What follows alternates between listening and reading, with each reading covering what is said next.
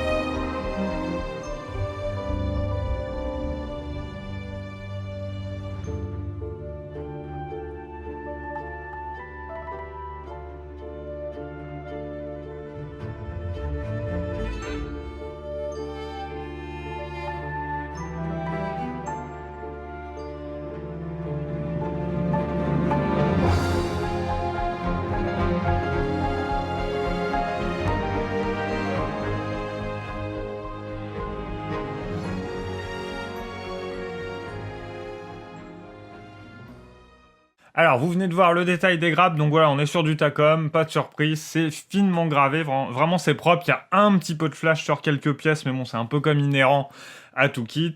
Franchement, pas de surprise pour moi, ayant déjà monté du Takom, là, on part très confiant, ça va être normalement avec des beaux ajustements et tout, ça va être assez sympa.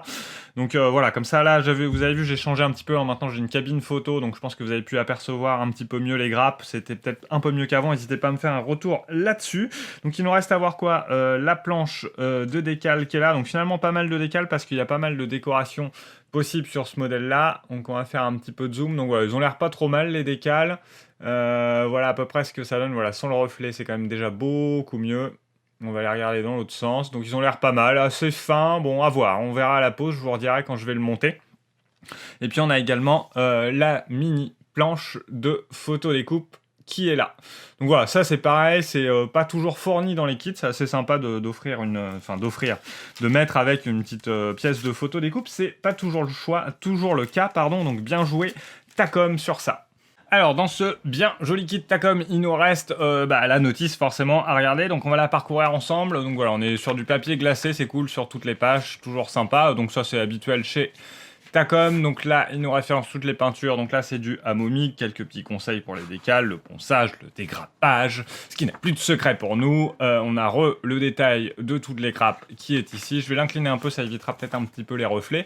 Donc voilà, on commence avec le châssis de notre fameuse Jeep, donc qui est, vous voyez, assez détaillé, hein. On a les tringles ici pour les suspensions fixes, on a le moteur qui est fourni dedans, donc ça va être un montage vraiment sympa à faire, un bon petit kit. Les roues qui sont représentées en 3 parties. Donc ça va être cool aussi. Après, on continue le montage des châssis. Alors, on va voir les roues. Je vous dirai à la fin un peu ce que j'ai envie de faire avec ce kit-là. Donc là, on commence tout le montage du moteur. Donc, ce qui sera mon premier sur un kit tout court. D'ailleurs, jamais fait de moteur. Donc ça, c'est un exercice qui me plaît bien. J'espère qu'on va pouvoir laisser le capot ouvert. Je compte la mettre un peu en mode en panne, justement. Donc, pour qu'on puisse voir le moteur. Donc ici, on poursuit, voilà, je connais pas tous les termes des véhicules, mais on poursuit voilà, le montage du moteur sur le châssis, l'échappement ici, ensuite la caisse qui sert d'habitacle. Alors ici, ils nous ont mis une petite feuille voilà, au papier pour rectifier sur la notice. Alors vous voyez, en fait, la seule chose qui rectifie, c'est cette pièce D8 là où elle est déjà préassemblée sur la notice. Et ben ils ont refait une petite feuille pour dire qu'il faut bien mettre D33 et D8 dessus. Donc franchement, voilà, là c'est un peu ça la qualité Takom. Vous voyez, vous refaire une petite feuille pour ça, là où certains sur d'autres kits, voilà, le corrigeraient pas du tout. Donc voilà, toujours appréciable, même si on aurait évidemment deviné que la pièce il manque un bout et on aurait retrouvé. Mais voilà, c'est toujours sympa de faire le petit correctif. Donc après, on va venir commencer à mettre tout l'habitacle, la partie avant, le radiateur est là, ça c'est cool. Il y a un radiateur fourni aussi, ça fait joli. Parce qu'on le verra en transparence à travers la grille, ça va être plutôt sympa. On continue avec le tableau de bord qui semble être là, si je dis pas de bêtises. Puis les axes pour les... Voilà, franchement, le moteur, je vais faire un zoom dessus, mais au final, je pense que ça va être quand même bien détaillé. Donc ça, c'est cool. Franchement, là, je suis content. Belle surprise. J'avais pas fait gaffe, je savais pas. Donc là, vraiment grosse surprise. On aura un beau boulot là-dessus. On pourra faire une vidéo dédiée sur le moteur pour faire rouler notre belle Jeep. Ensuite, on poursuit. Donc là, voilà, on va arriver, je pense, proche de la fin. On continue de mettre des petits accessoires. Encore des choses qu'on va poser au niveau du moteur ici.